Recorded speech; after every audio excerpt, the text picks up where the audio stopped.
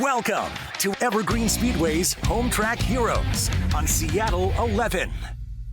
For the final time on the year here on Home Track Heroes on Seattle 11, we are going drifting. DriftCon After Dark on the program tonight. I am Caleb Hart. He is the hip to drip, the ladies pimp, the women fight for his delight, the Ben White. Welcome in, Ben. Danger Ben White. That's right. Things about to get dangerous. We're going to have a lot of variety of action here, starting off with stuff on the 5/8s today. It's a lot of drifting at DriftCon After Dark. This is our third DriftCon event of the year. Yep. We're getting crazy with it, and I mean, it was pretty much the best one, the most action-packed event that we've had all year drifting. And like you said, we're starting it off on the 5/8s. We're going back to the Big Bank for the first time in what feels like forever. All right. And we have I like it. Great head-to-head competition with some of the best drivers from the Pacific Northwest and even a little bit beyond. Cool. All right, so let's start off. We're on the 5/8s. We're starting down the back straightaway. The yellow car is Jace Havoc. The purple is Jarrett Robinson. We're off and underway. Our program today brought to you by Gene Johnson. Plumbing, heating, cooling, and electrical. Yeah, Jace actually qualified with a 96 out of 100, so an unreal qualifying score. And look at that, he's the lead driver right now, showing you why. He's got that big plume of smoke behind him, good smoke trail, lots of commitment there.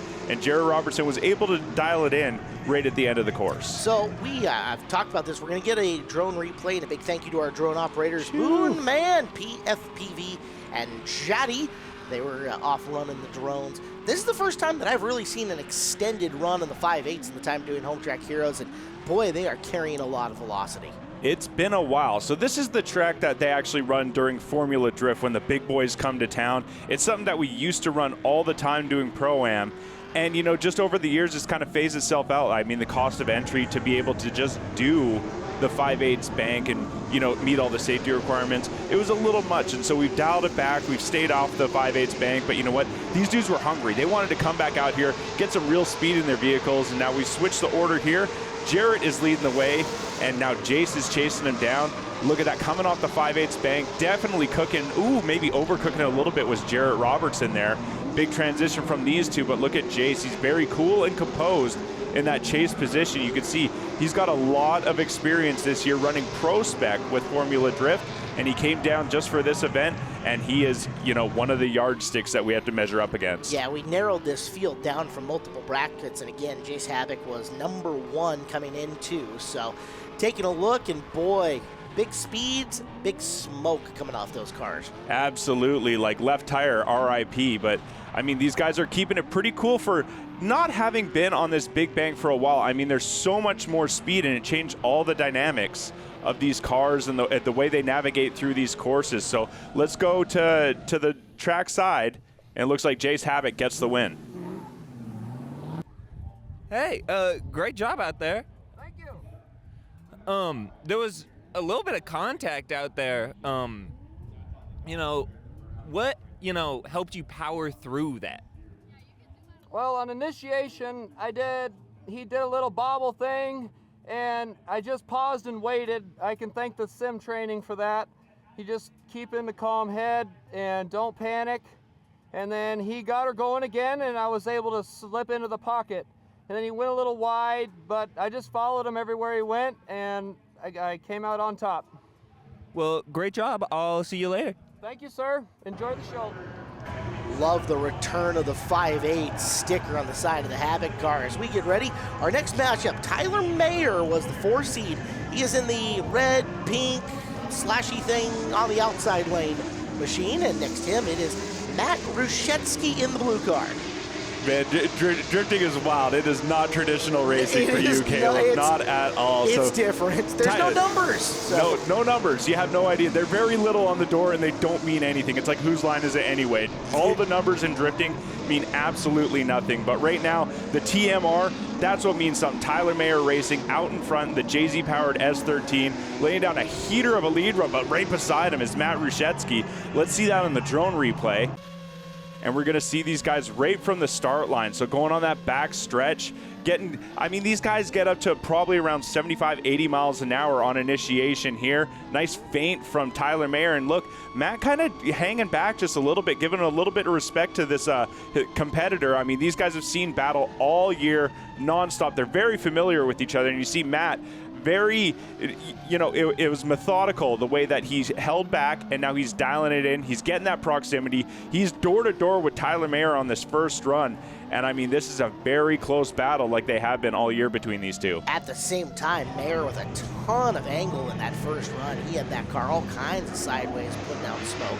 So let's see what happens when we flip the script. Run number 2, outside to the inside, inside to the outside. That is the blue car of Ruszewski leading the way.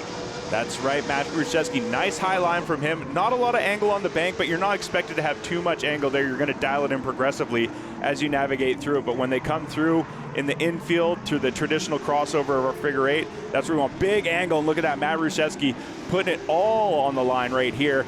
And there they go, crossing the line side by side. It's good. It's a close one here. All right, so we're going to get a drone replay. Now, you remember again at the beginning of the first run, Ruszewski was giving Mayer a lot of space.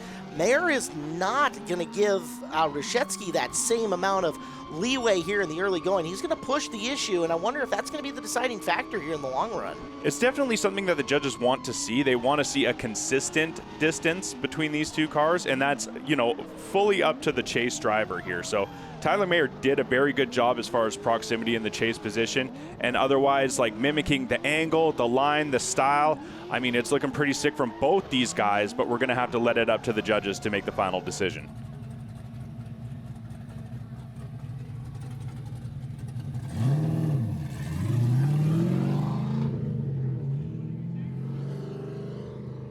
Hey, great job out there. I have so much adrenaline. Try to ask me a question because Matt is a straight G, so the fact that we just go 110% on the bank is just nuts. I can't. I'm like shaking. So it seems like you had a lot of fun out there. A driver you seem to have a lot of respect for. What do you think ended up giving you the edge? After being super technical when I was going for the nose clip, he bumped me out of it, and that's probably all it was. And is there anyone you'd like to thank tonight? TMR, Pulse for Health, Tire Streets, Rev Up Energy. It's a new sponsor. It's really cool. I'm just super excited to be here. All right, well, I'll see you later. Thank you so much. Well, the white wheels of Tyler Mayer moving on to the next round. Let's go easy to call. White versus black. The outside lane, Justin Doobie and Spencer Bolt or Bolty. I can never remember that one. I don't know. Just say whatever you want. That's what I always do. I like it. Spencer Bolt it is. Here we go. Absolutely. Well, we got Justin Doobie out front in the Turbo LS powered Mark IV Supra. Some would call it sacrilege. We call it a lot of fun and hot rodding. And he's coming in a little bit hot off the bank, crossing outside of the track limits there. So in the lead position, that driver is supposed to navigate through the course correctly. They're setting the pace out front. So if they go off course, that's basically the end of the run, because he went 3, 4, maybe even 5 tires off course there. So that is a full incomplete on that lead run from what I can see here. Let's see if the drone replay has something else. Ooh, but a second initiation from Spencer Bolt earlier in the run there. So you saw Spencer Bolt have a reinitiation. And then Justin Doobie, maybe just 3 tires off, but I think that is an incomplete per the judges' criteria. So, yeah, I mean, it looked like it might have been 2 separate incompletes there. Kind of a weird one. I don't know. We're going to have to reverse the order, let Spencer Bolt lead the way, and see if we can find a definitive winner. Puts a huge amount of onus here on this last battle between the two of them. Bolt in the outside lane. On the inside lane, it's white and purple, Justin Doobie mobile. That's right, Spencer Bolt in that C6 Corvette, making it look good out there out front. Nice high line on the bank, like what I'm seeing there. Ooh, burping flames out, no big deal. That's what we like to see, a little fire roasting on track again. Let's get it, buddy, Spencer Bolt. Big angle from him, and man, Justin Doobie having a little bit of a hard time in the chase position. We'll go to the drone replay, get a second look at it there, but I mean, Spencer Bolt might have a bit of an advantage, even though he's coming out a little bit hot. You know what? The fire is stylistic. I like it. It adds a little panache to the whole deal as he's not as high up on the racetrack as we've seen some other drivers, But as he comes through the figure 8 portion, boy, he's got some style going. Yeah, I like it. Big angle. He's flicking that Corvette around very well, and you can see that it's suiting his driving style. And you know what? I'm going to have to lean on the side of Spencer Bolte here in this battle, but let's see what the judges have to say. Great job. You got the win out there. It was a great battle between the two of you.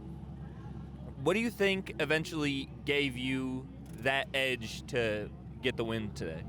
I mean, I'd like to say that I outdrove him, but I think he either went 3 or 4 tires off. My chase run wasn't that great, so maybe just been lucky on this one. Who would you like to thank for getting you out here tonight?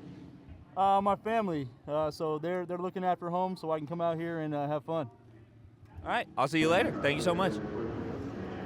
Well, Quentin Kemp doing the on-track interviewing, got the word from the judges, pointed to the right driver to get the win, and forward we move. Thank you, Cue Ball, as we continue on forward. It is Carlton McDonald. He is in the red and black Mustang, taking on the black and blue Mazda of Corey Kieser. Yeah, Carlton McDonald, that new Edge Ford Mustang, Windsor power under the hood of that.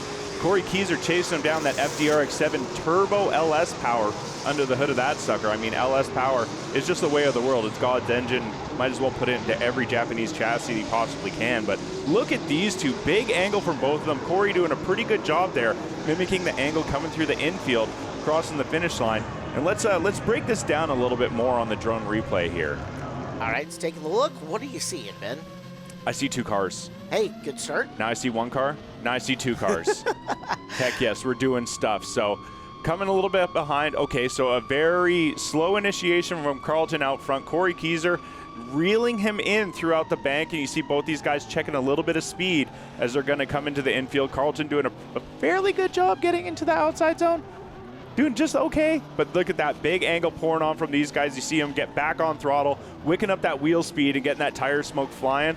I like what I'm seeing from these 2 cars. I'm glad we have another run to watch from them. Kieser, the professional, he has got his pro license right for Formula Drift. Is that correct? Yes, I think he earned his 2 years ago. He is a 2-time FD license holder, decades apart, but you know what? I mean, he's a staple out here. Everyone knows the name Corey Kieser. He's a lot of fun to watch. Like, I mean, he just throws caution to the wind all the time. And, you know, he either makes the highlight reel or he makes the podium.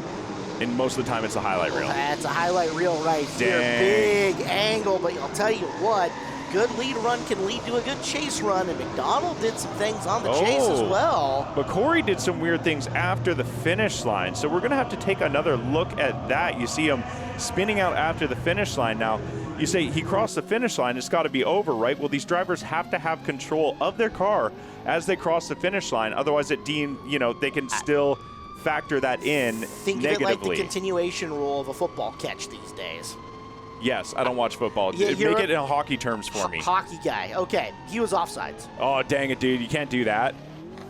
Blow it down. Come on, Marco. Don't be offsides. Yeah. We can't be offsides, Marco. Get back on side. Cost us a goal. It happens. Anywho, but we watch Corey Kieser as he comes through. Carlton McDonald a little bit far back, but Corey, you see he's over-rotating, crossing the finish line, and that's a big no-no as far as the judges are concerned. Well, I'll tell you what, we got to take a commercial break, and we're going to get this one more time when we're back here on Home Track Heroes on Seattle 11. DriftCon After Dark continues here on Home Track Heroes on Seattle 11. Danger Ben White, Caleb Hart, and we are still whittling down our 5/8 competition. Our show today brought to you by Gene Johnson, Plumbing, Heating, Cooling, and Electrical. Round of 4 for this first matchup of segment number 2. Ben, Jace Havoc on the outside, the familiar yellow and black, and Tyler Mayer in the red, white, and blue car to his inside. Yeah, this is another killer battle. A couple of S chassis, a different look at drivetrains. So Jace Havoc has the LS power in his, and Tyler Mayer has the JZ power under the hood of his. But you see these cars, even though there's parity, like, I mean, on track, just dead even. Both these guys are killers on the track behind the wheel of these cars.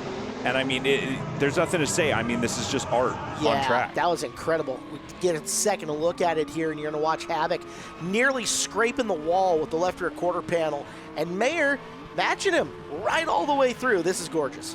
Yeah, he's right there with him. You see both these guys. Man, this drone footage is so cool because you see all the fine adjustments that they're making as they're steering the car in, trying to get it wheeled around. But look at that, Tyler Mayer applying the pressure, staying so close that he's out of the smoke line right there. And look at that, door-to-door crossing the finish line. This is great action. I would hate to be a judge and have to try to pick between the two of them. Mayer, let's see if he can lay down a killer lap on the outside. Throws the feint, and into the corner they go for the second run. Yeah, nice job from Tyler here. You see him dialing in a lot of angle there. He's actually able to stay up high on the bank for how much angle he has, and that's a pretty good accomplishment. But look at Jace. He is just unshaken. He is able to adjust the speed and angle of his car to stay back, but also within proximity. And, man, he is just applying the pressure, trying to push Tyler through the duration of this 5/8 course. Man, Jace Havoc, his dad, Roger Havoc, a name very familiar around Evergreen Speedway. Let's get another look at it. I could watch these two go at it all day. This is unreal. incredible. This is so good. And with this drone footage right on board, we're the third competitor in this battle right now. You see Jace, he did drop back a little bit. He saw Tyler go a little bit high. He's like, I don't know if that's the line you want, but saw that he held it, saw that he was going with it. He's like, okay, gets right back on throttle, stomps on it, and man, both these guys, it's too close for me to call. I'm not a judge, and I don't want nothing to do with that. Quentin Kemp's going to relay the judge's decision.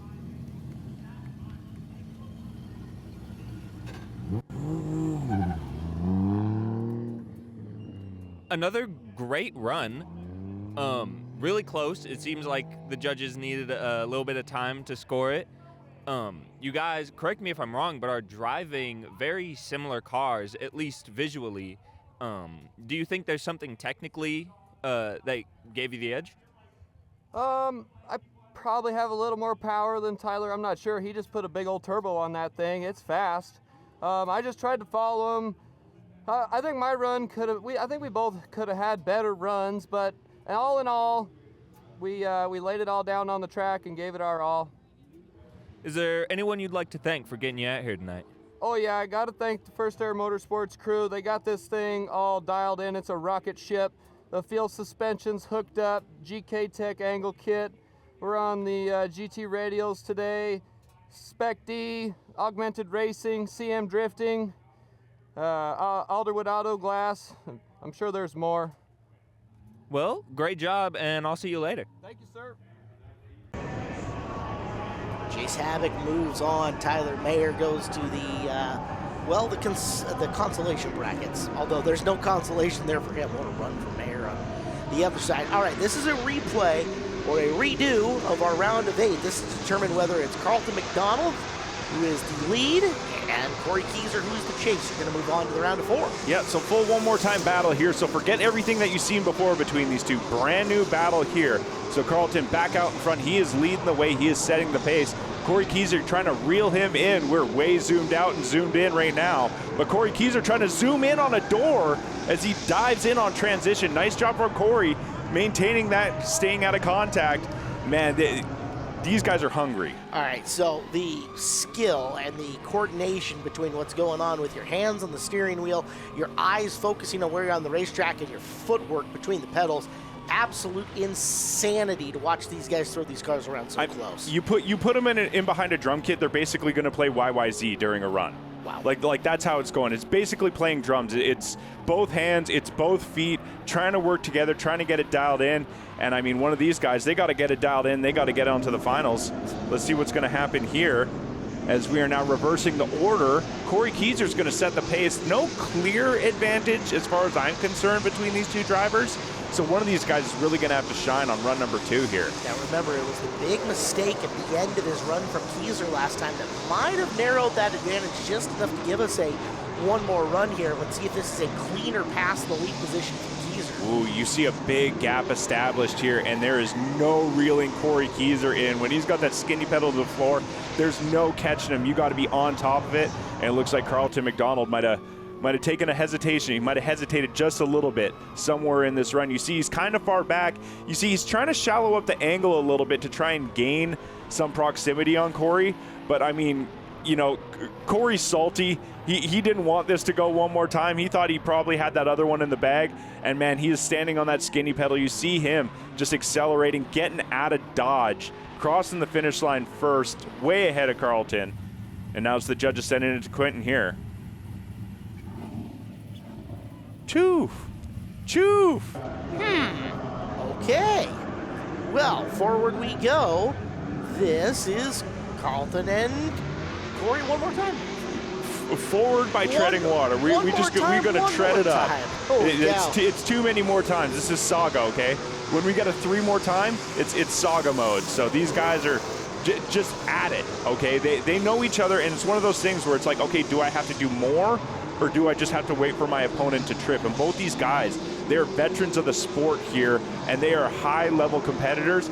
Neither one of these guys is going to actually trip at this point. They got so many hits on the track that it's just like, man, you got to get some X factor. You got to get some je ne sais quoi out there and try and get these judges to rule in your favor. And again, you can throw out the first 2 times these guys have taken on each other from the chase and from the trail position as we get a look at the replay with McDonald trying to lead the pack. Yeah, Carlton doing a very good job out front. Nice angle from him. You see Corey, he's massaging that car, his FDRX7, trying to get closer and closer to Carlton on the bank, and he reels him in here. He takes a big dive right next to Carlton's doors. They cross the finish line. Nice job from him again, but it's just like, man, I feel like the Ghost overlays, the Gran Turismo Ghost is just the same thing over and over. It's just like, man, is one of these guys going to do enough to get a win in the judges' eyes? And it speaks to the consistency as you look at Keyser up there, nearly scraping the wall off again as he hooks the big old right-hand corner into the middle of the figure 8 portion.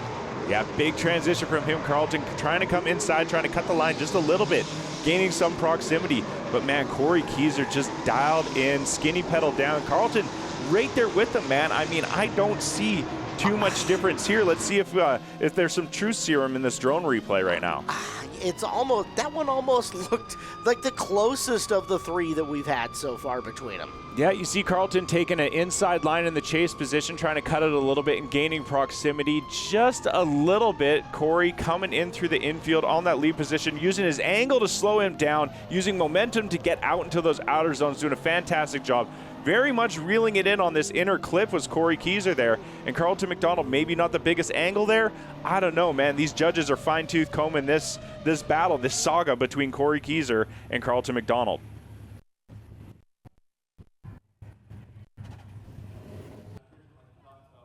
Great job. Yeah, that was wild.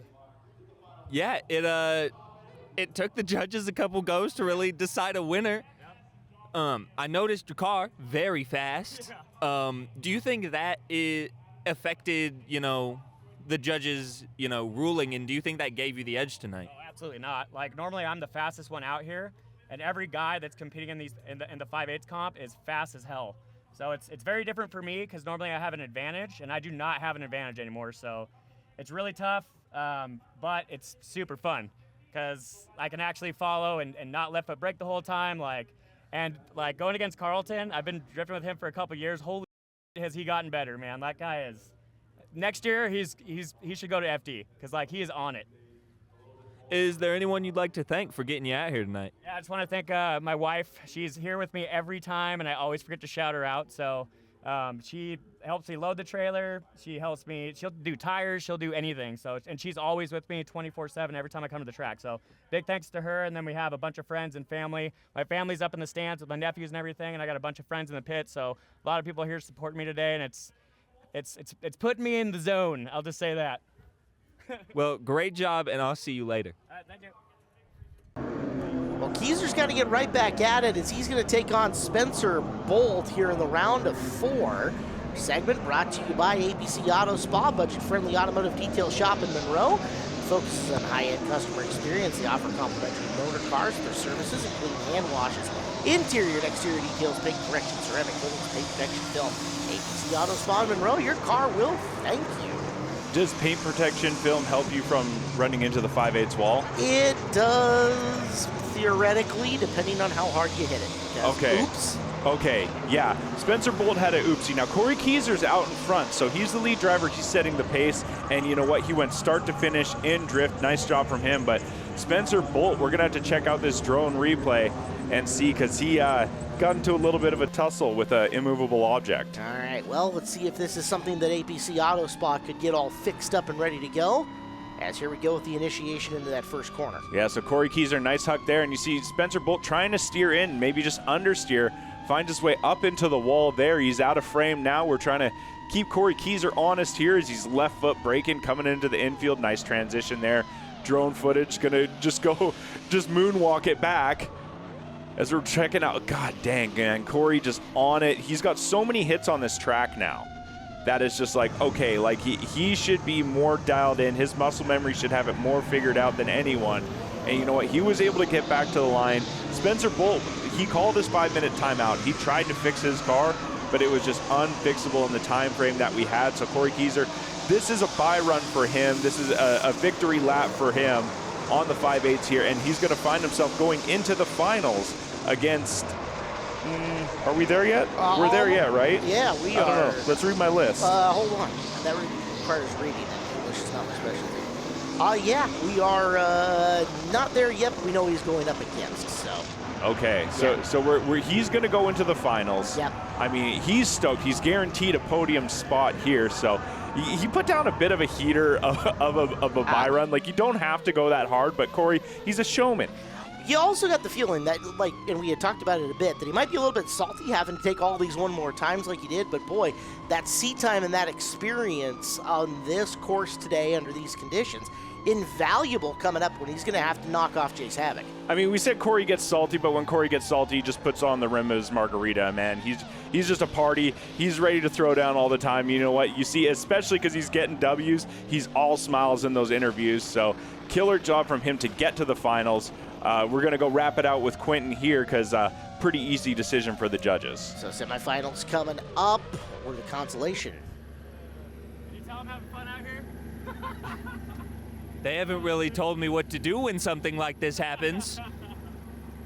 Basically just a bye run. So he crashed the wall, couldn't fix his time or couldn't fix his car in 5 minutes. So normally they wouldn't let you do a bye run, but it's DriftCon, so they're here for the show. So a little victory lap, if you will, you know. So. Well, great job out there. I look forward to seeing your next run. Yeah, thank you. Yeah. On to the next. It's the consolation bracket. Your third place run is coming up now, and unfortunately for Spencer Bolt, he still cannot make the call. So we're going to get to see Tyler Mayer show off a little bit by himself here as he will take third place tonight. Yeah, Tyler Mayer finds himself in the last podium spot, so good job from him. Killer driving on the 5/8s today. And you know what? It's well-deserved. I mean, even if he had to go up against Spencer Bolt, I mean, that is a big task for Spencer in that C6 Corvette to go up against Tyler Mayer in that JZ-powered S13. Big angle from him. I mean, it's all written. It's said and done. He's got that third spot, so this run's just for fun, Caleb. Let's take a look at the drone replay of what he just did. And a lot of drivers going to be wanting to watch this footage because Tyler Mayer going to show them how it is done from the way up top cam and zoom right in as he makes his way into what is turn 2 on our 5/8s. That's right. Lots of left foot brake here. He's trying to put on a show, trying to get a little bit more wheel speed, trying to get some more tire smoke. There it goes, getting that wheel speed wicked up there. Big angle from him coming through. I mean, what more can you say? I mean, Tyler Mayer, third place on our 5/8s. The return to the 5/8s competition here at DriftCon After Dark. Fantastic job from him, but I mean, there's still 2 more spots. That's right. We'll get a chance to talk to him on the podium as he nice run for third for Mayer. Havoc versus Keyser. This is for the W. Same format applies. Each will get a chance to lead. Each will get a chance to chase, as it looks like it'll be Havoc leading first, Keyser chasing. Yeah, a higher qualified driver always gets to lead first. They get to set the pace right out the gate. And Jace, I mean, he scored a 96 out of 100, so it's hard to beat that. I don't think anyone scored better here at any round of Pro-Am, any round of whatever. So Jace is already setting a huge benchmark here. And look at that, huge tire smoke. Huge smoke line from Jace, so you know that skinny pedal is just matted, and he's just kind of steering around. And Corey Keyser, I mean, Corey's fast, but Jace is almost leaving him behind right now. Tires are evil. They must be punished. Holy cow, Jace Havoc. That's as much smoke as I have seen in a run in a long, long time. Let's look at it from the drone. Well, that's always kind of been Jace's driving style, is just keep the skinny pedal matted and steer around. But now he's figured out how to steer around and like keep the thing in drift and out of walls and stuff like that. And man, am I happy about it. I mean, he's looking killer out front. He's given every opportunity for Corey to put down a great chase run. But both these guys are so fast out there that, I mean, stuff happens quick out on track. So, and part of what you've seen on Havoc, he had to get better to come up and compete with the Keezers of the world. Not that he was bad by any means to begin with, but he has taken another step. Woo! Taking a shot there was Jace Havoc coming in hot on Corey Keezer. So we're going to have to take another look at that. There was maybe a little bit of contact there, but Jace had to get out of it. And, you know, it's an interesting thing. If Corey had a big slowdown in that area, we'll have to check it out. But look at these guys running it back side by side, crossing the finish line now. Corey doesn't believe in you know, keeping it straight after the finish line all day. He's just going to spin it out. He's going to drift wherever he wants. Both these guys killing it, having a blast out there on track, and you could tell just by their vehicle language. But let's see here on initiation. Corey initiates. Oh, and then I think he grabbed a lot of e-brake, and then he grabbed some brake and had a slowdown. So Jace kind of had nowhere to go and ends up making a little bit of contact. It could have been way worse. So good reaction from Jace to keep it out of real trouble there. But I mean, it's one of those things that now I think is going to weigh against Corey Keezer in the judge's final decision. This is a love tap. Well, let's see who your winner is as we go down to the Angel of the Winds Casino Resort podium.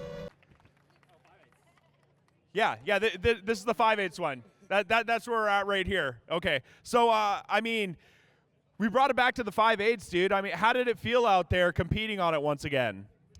Honestly, the break kind of helped because I gained a bunch of experience, and then today was awesome. I've never done so well on the 5/8, so I'm pretty stoked on that. It was cool. It was awesome to watch. I mean, my brain is fried at this point. I can't imagine how you feel out there, but I mean, when competing on the 5/8 bank, like, I mean, is there a different preparation as far as your mindset, as far as the car setup? Like what do you go through to get prepared to, you know, go on the big corner out here? We did a bunch of maintenance, a clutch, bolt check. We just prepared a crap ton of tires because it's like 2 or 3 laps. But you just kind of have to not care and just go full send behind a chase car, or behind a lead car. It's just crazy. Well, you went full send. It was a lot of fun to watch. Do you got anyone that you want to thank here today for, you know, nut and bolting the car, swapping the clutch out, and getting it ready for a big, daunting course? Yeah, all my sponsors, TMR, Pulse for Health, Rev Up Energy, and Tire Streets, and Alex, Simeon, and Taylor for helping me out. All right, so nice job today, Tyler Mayer. Return of the 5/8, coming home with a $1,000 check in 3rd place today. And we might as well just tell you right now that we have the one that we want here. Jace is the one who won on the 5/8. He is the one who won 5/8 bank. So Jace, I mean, you spent the year competing in Pro Spec, coming back to the 5/8 bank. I mean, did you compete in Pro-Am on the 5/8 bank ever? Was that something that you did? Yes, twice. The first time I got swallowed up by the wall, so you got to learn at some point. And then the second time, I think I spun out behind Tyler Mayer. Yeah. So then I got redemption today. That was good. Got a little bit of redemption out there. So I think I remember you had a blue coupe out here, and that's when you started developing your driving style of just matting the skinny pedal and steering. So does it feel like anything has really changed in your driving style? Are you just still whiskey throttle and steer, or is there a little more to it? No, just spray and pray. That's basically that's how you do it. Just spray and pray. That's how you do it. Kids, if you want to be a drifter, spray and pray. Take it from Jace Havoc right here. So take us through. I mean, you got people to thank, obviously. I mean, we knew that you were going to be back up here, but let's thank him again in an official capacity, considering that you won today on the 5/8 bank. Oh, yeah, lots of people to thank. The First Air Motorsports crew, they're incredible. The car I was scared at the beginning of the day on practice. I was scared. The bank is scary. It is. And the car was not perfect, but then I fixed it. You want another one? Oh. But, I mean, they're crazy. They don't stop. And then they were taking big swings in practice, made the car perfect, and all of a sudden it started clicking and working, and then you just don't lift, full send. And the simulator, I trained with Carlton McDonald all the time, so that was something special, getting to practice with him. But the people that got me here is my family, mom, dad, grandma, grandpa, First Star Motorsports crew. They come down every week Friday, sacrifice their weekend, prepping for events. And then going to FD this year, that was a ridiculous undertaking. They came with me, and I couldn't do it without them. We got the GT radials keeping us gripped up, full lock on the GK Tech angle kit, lots of grip out of their rear knuckles. They make really good stuff. Check them out. Fuel suspension, CM drifting, fabricating the car, AccuTab on the wiring. Shout out Uncle Steve. And Augmented Racing. JJ's over in Australia competing right now. He'll be here on the 12th, so watch out for Augmented. He's coming for you. That's all I got. Thanks, thanks DriftCon. Thanks Evergreen Drift for putting on a good show. Thank all you guys for coming out here. We couldn't do it without you. Welcome back. It's DriftCon After Dark here on Home Track Heroes on Seattle 11. Program today brought to you by Gene Johnson Plumbing, Heating, Cooling, and Electrical. He is Danger Ben White. I am Caleb Hart. We have moved to the 3/8 competition. We have got 4 different brackets, A, B, C, and D, and we begin with the semifinals. In bracket A, it is Corey Kieser and Carlton McDonald again. Again, yeah. So Carlton might be looking for a little bit of redemption here after the 5/8 competition, but like you said, we moved our way down onto an infield layout, and this is part of our double H showdown. So these cars, as far as the qualifying goes, it wasn't based out of a score of 100. It was based on car show style judging criteria. So all these cars were judged based on the car's overall build, fit and finish, theme, etc., etc., and then they were put into a bracket. How many brackets? 4 brackets. How are they numbered? They aren't. They're lettered. We got A, B, C, and D brackets. This is bracket A, and we're in the final 4 right now. So these guys have already made their way through some competitors and made their way through a little bit of weather as well. Yeah, you can see that in the lovely Tepia Tone right side screen, and we're going to split this because we've got a ton of action to get in. So you're going to get the drone shot on the right, the overhead on the left as McDonald goes clipping some cones. And your first one is done as both of them back are in there at the very end. And victory, according to the judges, is going to go to Kieser. So Kieser will move on to the Bracket A finals. As let's go to the semifinal on the other side here in Bracket A. John Daniel is out in the, well, it's the black and blue, although it looks very, very black to me, car. And the all-white machine, that is Nick Brockmeyer. That's right. So John Daniel out front in the Goon Squad S13. I think this is a borrowed car. This is a homie's car, so it's not his normal vehicle. It was in a state of disrepair. I don't exactly know the skinny on that. Borrowed friends daily out here competing in it. He's got some good friends, and Nick Brockmeyer, he's right there with him in that Ford Mustang in some very tricky conditions out there on track. Yeah, there are points of this track that look dry, and there are points that look, I don't know, it's slicker than snot, I believe is the way that some guys say it. Let's get round at number 2, flip the sides. Yeah, so Nick Brockmeyer, he is out in front of that Ford Mustang. Dude, he's a very good driver, all right. Grassroots level driver out here at Evergreen Speedway. And he does a fantastic job in that Ford Mustang. And I think John Daniel's very familiar with his game because he has no problem sticking right there with him throughout the track.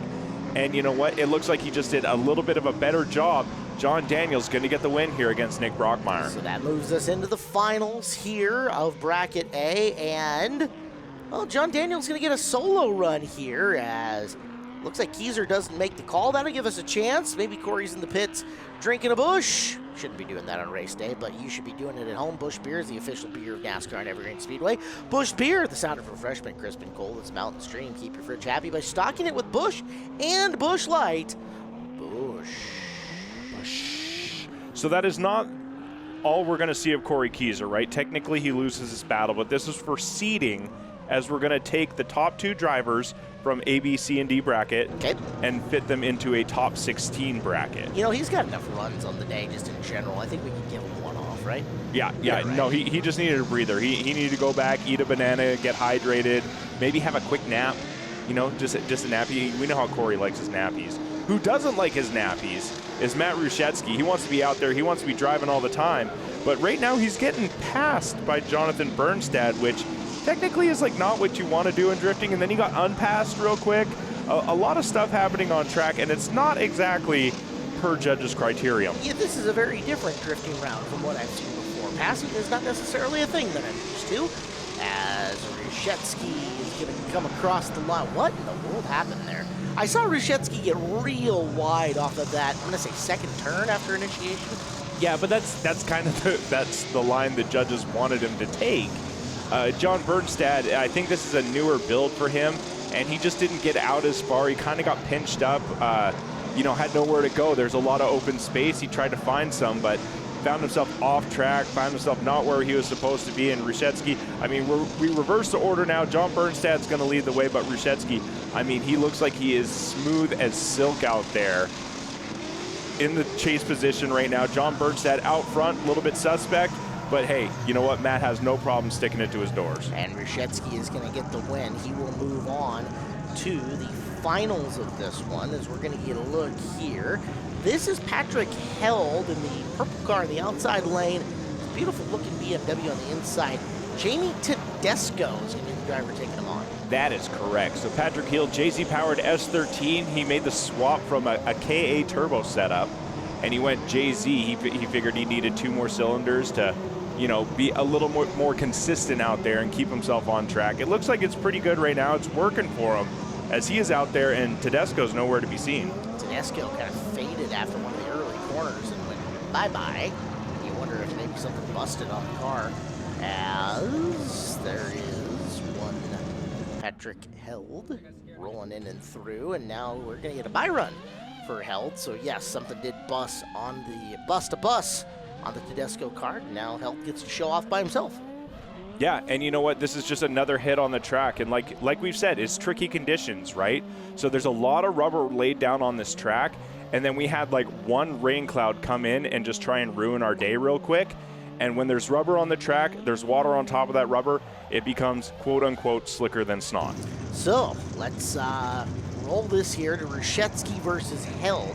This is the bracket B final, but this is not an eliminator. Again, this is just for seeding when we get to the final bracket. Indeed, yes, for seeding. So Matt Rushetsky is technically the higher seeded driver right now, higher qualified driver per our car show judging criteria. So he's leading the way first. Both these guys, I mean, fierce competitors. Patrick Held is a former Pro 2 license holder with Formula Drift. And you know what? He had his fun up there. Now he wants to have more fun with his local boys. And look at that. Side by side, door to door, match and angle as they're crossing through. Man, this is a close one between these two guys. And we're going to get a replay on this one off the drone. So let's take a look. Is it just me, or does Held's car share a lot of similarities just in looks to the Daniel car that he was borrowing? I feel like maybe it's the blue underneath. I feel like that's a generalization from a circle track guy, Caleb, but that's okay. That's okay. Educate, but that's why you're here to educate us. It's all the darkness. You got to squint. You see a little bit of purple. You see a purplish hue coming from Patrick Held's car, and you know he does have the blue underglow, so I can see how they're very similar. Both, I think John Daniel's car that he's driving is an RB powered car, so they're both kind of straight sixes. Kind of similar-ish. They're both S13 hatches, so like, you know, there is a lot of similarities there, but I mean, if you say that to them, they'll scoff and then they'll tell you all the differences. And that's why we have you, the expert, in here to teach us, to make sure that I don't do something silly like that. I mean, I just say words. I mean, I don't know anything. I'm just going to say words, and it's going to sound pretty cool. I mean, for all you know, there could be a Gallo 12 under the hood of Patrick Held's car instead of the Gallo 24 that it came stock with. But, you know, look at this. Rushetsky, door to door with them. Wow. I mean, you see how slow these cars are going. There's no forward bite. There's no forward grip in these cars. And so there got to be very smooth inputs, everything, the steering, the throttle. And we'll check it out on this drone replay as they're coming through side by side. Nice initiation from these two, but look, it's all slow motion. And like I said, very smooth input. So, you know, they're not jamming on the throttle because, you know, someone with all the torque, God dang it, Rushetsky leaving a signature on Patrick Held's car right now. But I mean, Matt with, you know, all the V8 torque, if he stomps on the throttle, that car might loop out. It's all kinds of stuff like that. So, I mean, Matt established dominance here, got the win. Let's go to the next battle. All right, this is going to be Bracket C. Tyler Mayer, you've seen him a time or two, and he is taking on, oh boy, Gabe Borovich in the red Nissan. Yes, Borovich. Borovich. Rhymes with the Porovich or something like that. But Gabe, I mean, I had to put some respect on his name throughout the day. I didn't know who he was coming in, and you know what? That was my bad, because Gabe was throwing it down, doing great as he navigated through the battle. But like we said, we're in Bracket C, and this is the Final Four, and now he's going up against one of the Pacific Northwest Titans of Drift in Tyler Mayer. As it's gotten a little bit more dim out there, you can see some of the spray and how wet this course truly is coming off the back of Mayer in the lead run. You can see him kicking it off the left rear tire. Is physical through this turn. Yeah, and the more hits that we get on the track, the more laps that we get, the more it's actually going to dry out throughout the night. But that's the thing as well, is like there's inconsistent spots where there's more wheel speed, there's less wheel speed, so there might be more and less grip on the track. It makes it trickier, but not too tricky for Tyler Mayer to get the win. Mayer will move on. He makes it to the Bracket C finals. David Dodge is coming up. He is in the white FRS. Chad Wilson, the silver 350Z, as they make their run in the Bracket C semis. Yeah, David Dip, Duck, Dive, and Dodge out here in that Love FRS, man. Him and his buddy came up from Oregon, and they were absolutely shredding.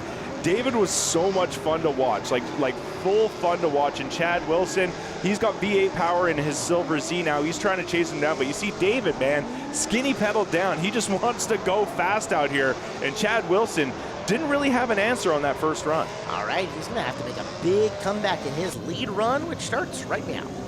All right, so Chad Wilson, now he's got the clean air in front of him. He gets to lead the way, good initiation, but like we said, nice and smooth. You gotta be smooth. And David Dodge, very aggressive in the back. Early transition there, trying to cut the line and get that proximity. Nice job from him. Chad Wilson looks like he's unfazed out front. A lot of times you can get, phased. David Dodge spinning out there. So that is not what we want to see from David Wilson there, or David Dodge, David Dip, Duck, Dive, and Dodge. He got spinning out there, and it looks like handed Chad Wilson the win. Yeah, all that good juju that he had built up for his lead run out the window and then some. Wilson, Mr. Wilson to the inside in the Bracket C final versus Mr. Mayer in the outside. We get this rolling. Yes, sir. Tyler Mayer, he's got the red underglow on. That's one of the staples of DriftCon After Dark. All these guys, they make their cars look nicer for this Double H Showdown, and they also throw on some auxiliary lights. Love it. It's absolutely phenomenal. It's a lot of fun to watch, and just adds like a little bit extra to the show here. And Tyler Mayer adding a little bit extra angle as he's coming through, crossing the finish line there with Chad Wilson. And Chad a little bit further back than we'd like to see a chase driver. It's like decorating for Christmas prematurely, only race car version, and I'm cool with that. Absolutely, yes. All right, into we go. Here's the drone replay of this very first run, and you're going to see there's going to come a point in time where Mayer is going to bust loose from Wilson and really put some distance between them. Yeah, Chad's doing a good job here, but you see, I think he hesitated as they were coming around that inner clip, and a little bit of a gap got established there, and Tyler Mayer was able to throw on a bunch of angle coming through the power alley there. Looking sick from both these guys. Now from that drone angle as well, you get a chance to see how well that Mayer was in those yellow slash zones, and those are scoring zones, right? Yeah, that's part of the line that these judges have. It's a predetermined way that they want these drivers to navigate through the course, and it consists of outer zones, inner clips, and you see the barrel denotes an inner clip, the one that they, just hit. It was a barrel, it was a cone, it wasn't a person, so don't worry about it. But like you said, those boxes that are drawn on the ground, those yellow boxes with the slats, those are typically the outer zones, and we want the back bumper, the back tires of the cars to get in those outer zones. That's what the lead driver is supposed to do. Chase driver, do as good as you can with that, but also maintain a lot of proximity. So here we go. It's Wilson and Mayer from the drone replay, and keep an eye. There was one of those outer zones that we just saw right there, in towards the inner clip. Yeah, you see Tyler Mayer massaging that car around. He's trying to leave a tire mark signature on the door of Chad Wilson, but he signed his check to get the win in this battle against Chad. All right, Mayer will move on. Again, the finals are only for seeding. This is the first of the Bracket D semis, And it is John Sturdy, the gray BMW, versus Patrick Ramsey, the red and black Mustang. I believe it's Jonas Sturdy, but we can get that in post. It's okay, Derek. We'll get it in post. But Jonas Sturdy out there in front. He's got the gray V8 powered BMW and a pink helmet. Yeah, Patty Rams in the Fox Body Ford Mustang, trying to keep up with him. But Jonas Sturdy, man, he has adapted to this E36 chassis so well. And you see, man, he is dusting that Fox Body Ford Mustang of Patty Rams. Patty with the spin out there at the very end. We got a drone replay coming. Take a look at this. Let's get a look from the high angle, actually kind of mid angle. Watch these guys make their first pass in the corner. All right, now the drone's trying to gain some proximity, but easy job for these drone pilots out here. And look at that, Jonas Sturdy. Very dark out here. You could tell it's extremely dark, so it's got to be a weird transition going from, initiation here with no lights, coming to the infield with big lights, staring at the stadium lights, staring at where was the rainbow, all kinds of stuff for these drivers, all kinds of conditions. Yeah. Man, I'm glad I just get to talk about it. If I had to go out there and be about it, man, I would have been out a long time ago drinking some Busch beers in the pit or at the same time, you are an accomplished guy, turning right and left and putting out some smoke himself. So, yeah, undefeated against Tyler Mayer and Matt Ruszewski, no big deal. But here we go, reversing the order. Patty Ramran, she's out in front in that Fox Body Ford Mustang. Big angle on transition there.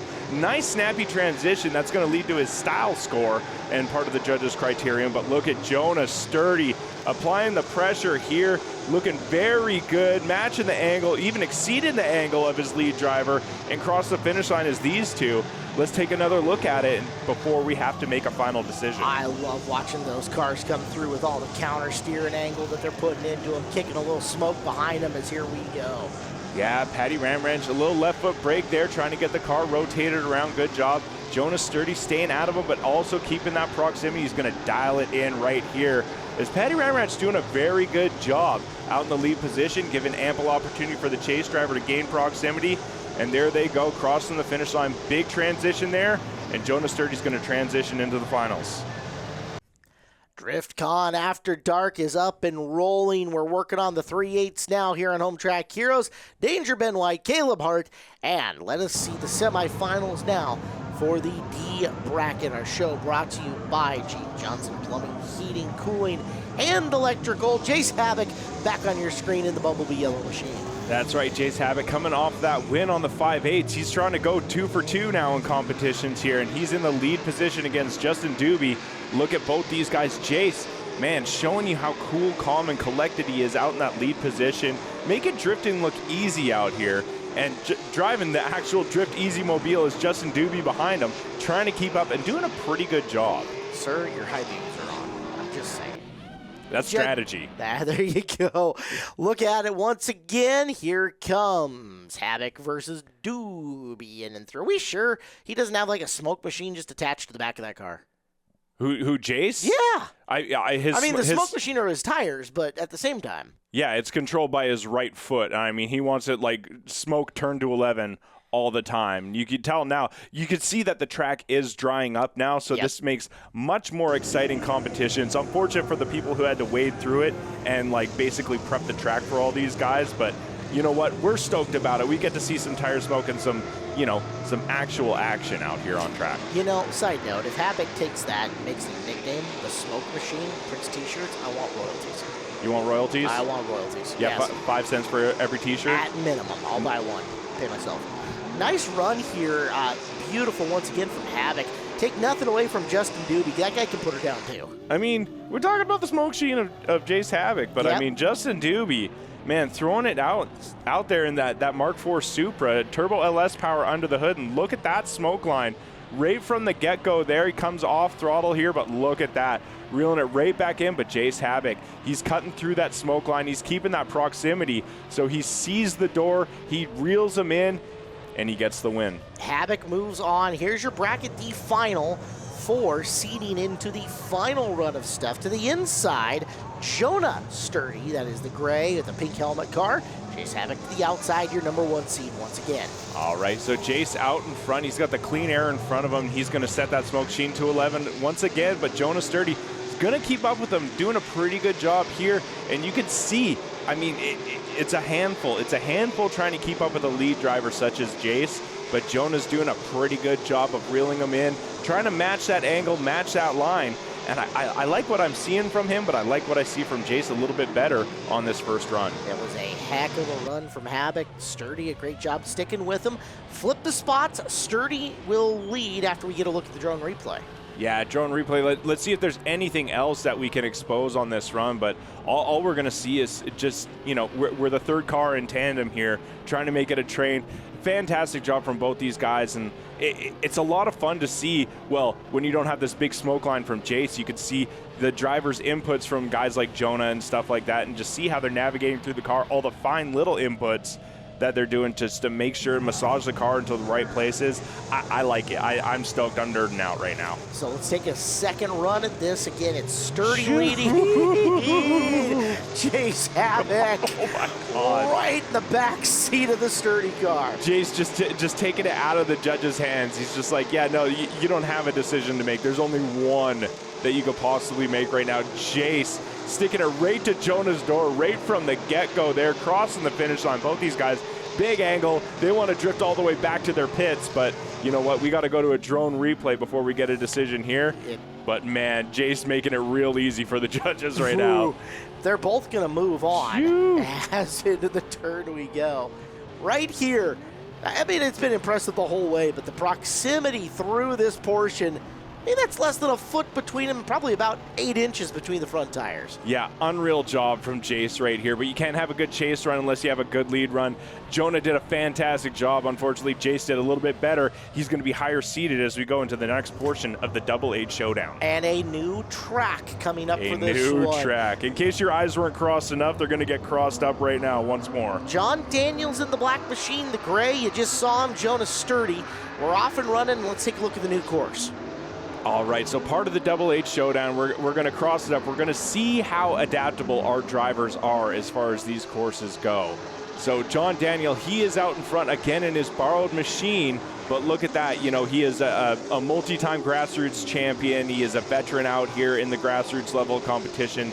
This is very much a grassroots level course, very infield oriented, a little bit slower. You know, it lends well to these low horsepower cars. And man, John doing a very good job on the first run on this new layout. And Jonah Sturdy, I think he's a little bit happy that he's in the chase position now, because he just kind of follows the lead driver, where I feel like there's more pressure on the lead, you know, as we set up a new course. So as we take a look at the drone replay on this one, big thank you to Coastal Community Bank. At Coastal Community Bank, community is our middle name.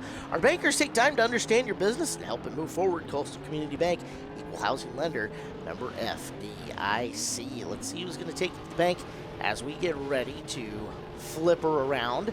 Again, Daniel will be chasing here, and Sturdy will be the one leading them into this first initiation. Yeah, so Jonah Sturdy's first hit in the lead position on this new course layout.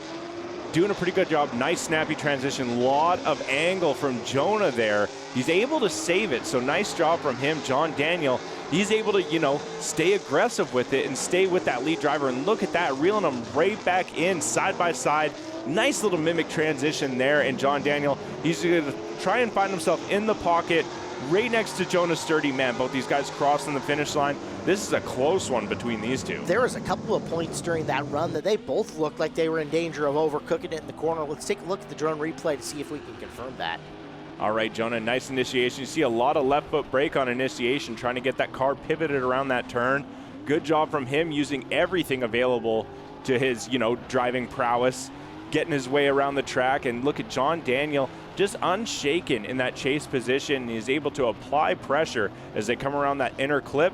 And then there's one more transition as they go around the light pole. John Daniel sticks it to his door and sticks his way into the final four. Daniel moves forward here in the round of 8. Next run, Havoc, black and yellow.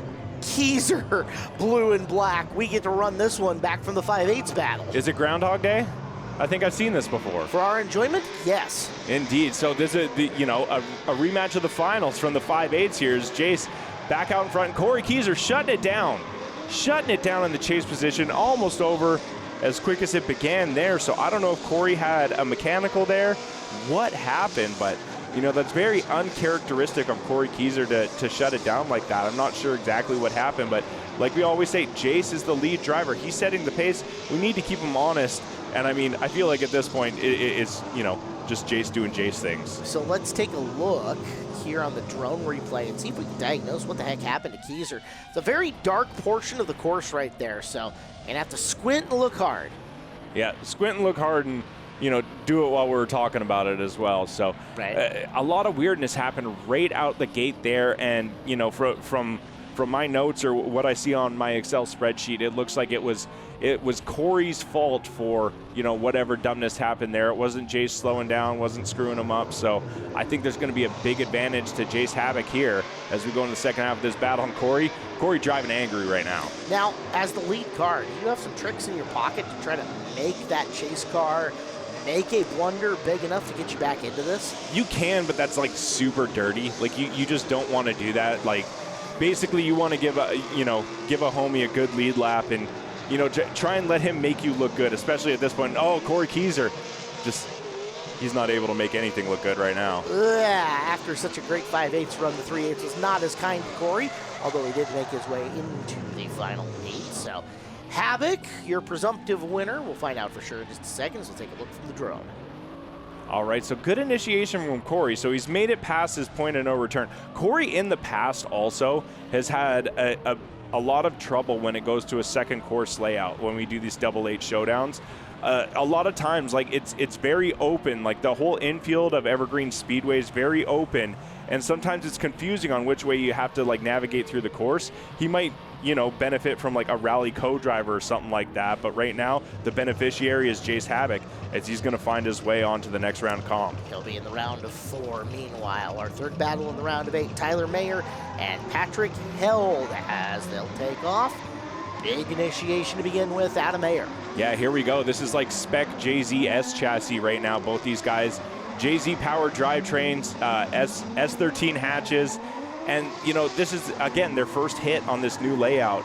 So it's tough, like trying to figure it out. Like, I mean, it's dark. There's a whole bunch of like things weighing against you right here, and you just got to rely on the fact that, like, you know what, this is drifting with the homies, and these guys are going out there. Patrick looking good now. On the earlier part of this course layout, he wasn't looking that great in the chase position. Let's get another look at it from the drone, and you'll see what I'm talking about here. So for a guy with me with bad eyesight, the back end of this course is super, super tricky, even just watching it. As you come in, take a look at Mayer, and there's Patrick to the inside, almost tags him.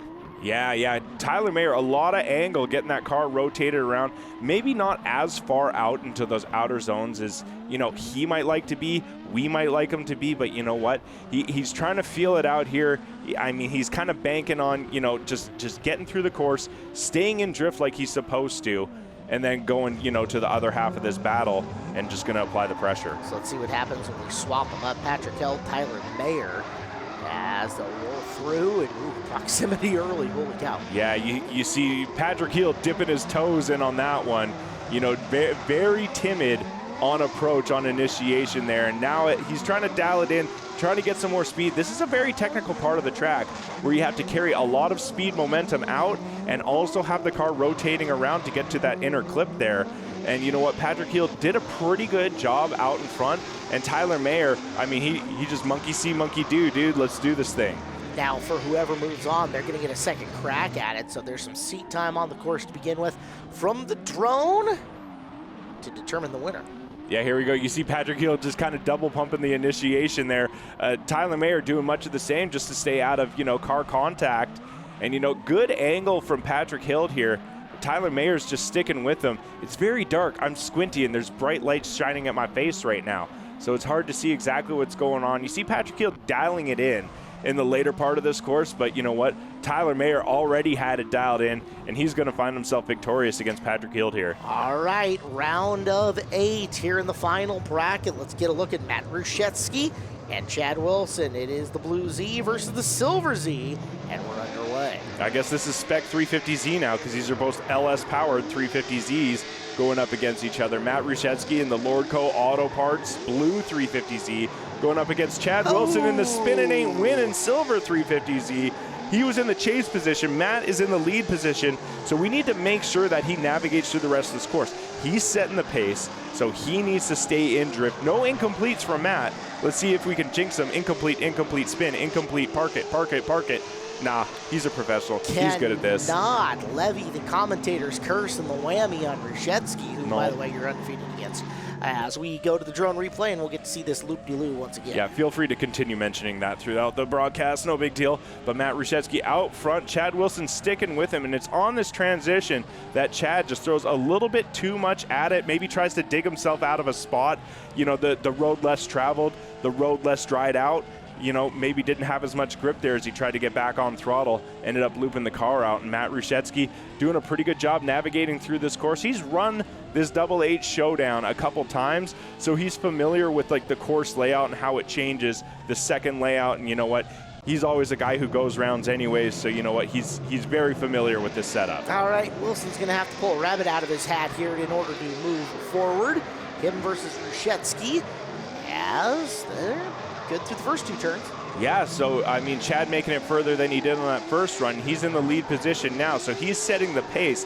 He needs to do so for sure to even have a glance at making it into the next round. But Rushetsky sticking right there with him. A very calculated approach, I feel like. He's not applying too much pressure. He's not taking a whole bunch of chances. He's keeping a consistent distance because he knows he has a big advantage going into the second half of this battle and ultimately the judge's decision. Let's get a peek at it once again with Wilson leading Rushetsky into the initial initiation. Yeah, so you see there's like a two-car-ish gap here. Maybe a little bit less. I don't know. I can't count.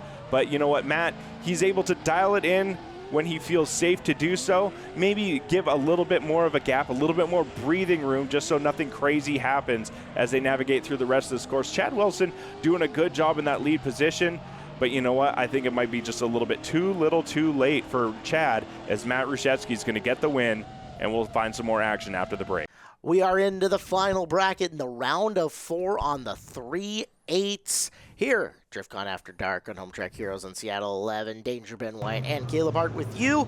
And what a matchup. We're going to have some killers here on our 3/8 mile. It is John Daniel versus Jace Havoc as we are launched and underway. Yeah, we are on the second layout of our Double H Showdown in the final 4. And all these drivers, it's anyone's game right now. Is John Daniel, he's going to lead the way. He's the higher-seated driver against Jace Havoc right here. And so John Daniel, again, in that borrowed car out there, looking very comfortable, cool, calm, and collected. And you know what? Jace is trying to chase him down. But, man, John looking good out front. You know, John looking very predictable, very good out front, giving ample opportunity for Jace to have a good chase run. And, man, these guys, it's dead even. You had mentioned it before. This is very much more of a grassroots style course, and John Daniel has been ace of grassroots here at Evergreen Speedway. As we get a look at the drone replay, our program today brought to you by Gene Johnson, plumbing, heating, cooling, and electrical. Yeah, I think at the end of the live show, we figured out that John Daniel was a 76-time grassroots champion. I think that's what the number got up to, and it feels pretty accurate. John Daniel looking very good out front, and you could tell, like, I mean, he's just smooth out front. His car behavior looks very confident out there. And you know what? It induces confidence in the chase driver of Jace Havoc. So now we're going to reverse the order. Let's see if that confidence gets induced in John. Holy as cow. Jace is out front. Big angle. Wow, throwing caution to the wind there. I want to see another look at that through the drone. But let's check out the rest of this run right here. Is Jace out in front, doing a fantastic job. That smoke line is coming back. That commitment is there. That skinny pedal is down. And John doing everything he can, taking a lot of angle out of the car to try and get some actual vehicle speed in there. But Jace, man, just on one tonight. He's also switching out his he's got rotating different lights under there, but it was yellow, it was blue, now it's red. He almost dips the tire off the course right here. Woo! Wow. Yeah, I mean, that is huge commitment there from Jace. That's what the judges like to see. That's one of those things that's going to be very impactful when the judges go to make their decision. When they see big initiations like that, they see these drivers committed, and especially when you see that smoke line, you know he's committed on throttle. He's just steering around. John Daniel doing everything he can in that borrowed car to stick it up next to Jace Havoc, but you know what? It's just a little bit too much for him to handle. The smoke machine continues on as we move to another killer matchup. Let's go. Matt Rushetsky Let's versus go. Tyler Mayer. 2 versus 3. Here we go. This is just a staple of DriftCon. Like any DriftCons, like these two just need to go against each other. And you know what? I mean, it's worth the price of admission right there. Matt Rushetsky, he's going to lead the way in the Lorco Auto Parts 350Z. Tyler Mayer's chasing him down in the TMR Pulse for Health S13 as these guys navigating through the course. Matt Rushetsky doing a good job here. You could tell that he's trying to get away from Tyler. He's trying to put that skinny pedal down, but Tyler Mayer, he is right there with them for all intents and purposes as they cross the finish line. Let's check out the drone and see what else we can see. Yeah, that was tight after round number 1 between these guys. Holy cow. Yeah, these guys are very familiar with each other, if not driving for funsies, driving in comp all the time. But you know what? They still remain friends somehow. And I can't tell you how. Like, I mean, I need them to be like my marriage counselor or something like that and tell me how they get through all these battles and are still able to smile and high five. Maybe I just need to get my wife a drift car and we can settle who washes the dishes based on that. I am always going to vote for get the wife a drift car. Get the wife a drift car, okay. That is good business right there. Okay. All right, flip them around. Let's try it the opposite way. This time the husband will wash the dishes and the wife will take the dog out as we're underway. All right, so Tyler Mayer leading the way. Man, these guys just knock down, drag out, both of them. Sticking it right to each other's door. Tyler Mayer, very calm and collected. Look at a big surge from Matt Rushetsky going to his door, maybe dropping back a little bit. Maybe the aggressive move wasn't the one to make there. As they're coming around the light pole, one more transition. Both these guys trying to stand on that skinny pedal, trying to make one lasting impression in the judges' eyes as they cross the finish line to big applause from the DriftCon crowd. Oh, can I just get more of that? We have been spoiled today with some fantastic drift.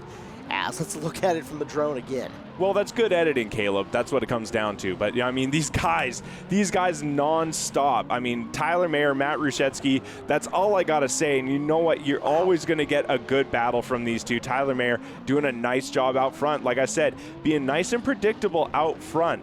And it's confidence-inducing into the chase driver, Matt Rushetsky. Man, he could totally put it on his door a little more, but he did just enough to get the win from the judges. Wow, Rushetsky with the W. It's going to be Mayer taking on Daniel, hiding in the outside lane, as this is the final bracket third-place run. We're up and running. Yeah, so this is for the final spot on the podium right here. So John Daniel out in front. Tyler Mayer is going to chase him down. John Daniel is the higher-seated driver. He's out in the front position, and he's looking very smooth, calm, and collected out there. I like what I'm seeing from the lead. And you know what, Tyler Mayer, he could be a little bit closer, and as I say that, he's going to try and dial it in. He's going to surge one last time coming around this light pole. Tyler Mayer might have a little bit more horsepower on tap. He's going to let it sing. He's going to let it speak. And they're going to cross the finish line. Oh, I'm going to gimmick infringement and steal a choof out of here for one of those. That was great. And again, from the drone. Yeah, so, I mean, you see these guys right next to each other. You know, it's not... This is a new course. They haven't had all the runs that they did on the previous course layout, so it's going to be a little bit choppy in places, but both these guys, I mean, they're doing their best to make it look smooth, and you know what? It's just an unbelievable job. It just shows how good they are at their craft drifting these cars. All right, Mayer leads. Daniel chases this time through, and this to determine third place. Yeah, we're going to have to see. I mean, is one of these guys going to do enough? Is Tyler Mayer just moving those cones? He said they need to be about 6 inches that way as he comes through initiation, comes through that other transition there. Oh. Man, both these guys taking words from my mouth right now. I just love what I'm seeing. Tyler Mayer out there in front. John Daniel trying to leave a lasting imprint for these judges. He's trying to get that last podium spot, take it from Tyler Mayer. They're going to cross the finish line. Money shot right here. Fantastic job from both these guys. Let's hit the drone replay and see what else we can see. John Daniel's hyped right now. Oh, man, so watch the drone. Drone replay good for your health, as is Evergreen Health Monroe. When your need for speed gets the best of you, you end up needing stitches or having bones set. Evergreen Health Monroe, your full-service community hospital, ready to take care of you when you need them the most. Wow, John Daniel doing a fantastic job at diving in on the pocket pocket here on both those transitions. He was able to surge forward, get in the pocket, and back out just enough to allow enough room for Tyler Mayer to make that transition. Fantastic job from both these guys. And you know what? It was too close to call. The judges want to see him go one more time. I want to see him go one more time. I want to see him go one more time, dude. Can we run this program for 5 hours tonight and just drift all night? That'd be great. I'm in. Just on repeat. Just these two on repeat right now. Because, I mean, a couple of S chassis, I believe they're both straight sixes. I'm pretty sure it's RB Power on John Daniels. But, man, he's going deep. He said, okay, you guys want to go deep on initiation? I'll show you what deep on initiation means, as now he's dragging his bumper throughout the duration of the course. Now, I felt like we'll watch this on drone replay, and I'm going to mention something else, but we'll watch the rest of this run as they're nosing in on that inner clip, doing a good job here from both these guys. And Tyler Mayer, you see him hanging back a little bit, but I think that there's a reason for that. Okay, so let's take a look at the drone, and this seems like a wonderful time for speculation. Yes, indeed, right? So we saw John Daniel go deep on initiation there. Now he's dragging a bumper behind him. So I believe Tyler Mayer knows that's going on, and he knows that he needs to give a little bit more of a gap during these transitions. So you see him dialing it in, getting nice and close here. Now he's going to back way off to try and not drive on that bumper, because if he drives on that bumper, it's going to be like the McDonald's trays. If you're trying to drift on those, it's going to take you wherever they want. Sure, and you saw that rear bumper cover fly off as they were getting ready to set that last turn, and you're spot on. If maybe the judges hadn't seen that rear bumper cover fly off and didn't understand what was happening there, Mayer's running a pretty big risk. Indeed, yeah, 100%. But it was something that was very apparent. You could definitely see it going on there. I mean, all the the media people down there were just hoping for the yard sale to get a bumper for their car, because if it comes off on track, you get to just go home with it. Those are the rules. I don't make them up. But Tyler Mayer now out in front, he's leading the way. John Daniel is applying the pressure here. I mean, we talked a lot of words and stuff like that, but let's really try and break down this run as we go to the drone replay. All right, take a second, catch your breath. Here they are, this first. That big initiation from Mayer. Now let's diagnose it. What happens? Man, so Tyler Mayer, you could tell, a big aggressive initiation, like you said, and he dialed it in. He didn't move any cones that time, but he got right up next to him, just whispered next to him, just said, Tyler was here, and then pieced right out as now John Daniel applying the pressure, trying to add some. But look at Tyler Mayer. He is adding more and more angle to his car throughout the duration of this run, doing a great job out in the lead position. Fantastic job from both these guys. I'm glad I'm not a judge. We will find out who gets third when we go to the podium after this run, because what we have is Matt Ruszewski and Jace Havoc for the win.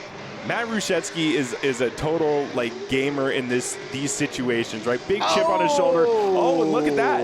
Jace Havoc, uncharacteristic from him. But you know what? Like we always say, Matt Ruszewski is the lead driver. We need to keep him honest. We need to use our eyeballs and say, don't do it, Matt. Don't screw this up, Matt. You got this in the bag, Matt. Just one more transition, Matt.